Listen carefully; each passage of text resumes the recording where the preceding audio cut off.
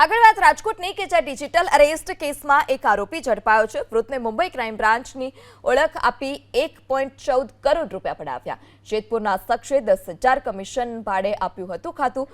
Gujarat, Maharashtra, UP, MP સહિત રાજ્યોના ખાતામાં રૂપિયા ટ્રાન્સફર કરાવ્યા। ગઠિયાઓએ વૃદ્ધને 20 દિવસ ડિજિટલ અરેસ્ટ રાખ્યા। સૂરજ લાખાણી નામના યુવકની ધરપકડ કરાઈ છે। ફરિયાદીને એક ફોન આવે છે કે જીઓ કંપનીમાંથી બોલું છું અને તમારા નંબર હમણાં 2 કલાકમાં બંધ થઈ જશે।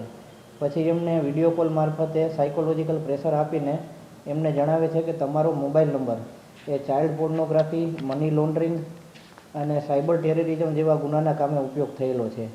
આ રીતે એમની ઉપર સાયકોલોજીકલ પ્રેશર બનાવીને વિડીયો કોલથી સતત વાતચીત કર્યા કરે છે અને થોડા સમય બાદ એમને જણાવે છે કે તમારા આધાર કાર્ડ ઉપર ઘણા બધા સિમ કાર્ડ નીકળેલા છે અને એની સાથે ઘણા બધા એકાઉન્ટ ખુલેલા છે જેનો મની લોન્ડરિંગ અને સાયબર ટેરરિઝમ માટે ઉપયોગ થયેલો છે।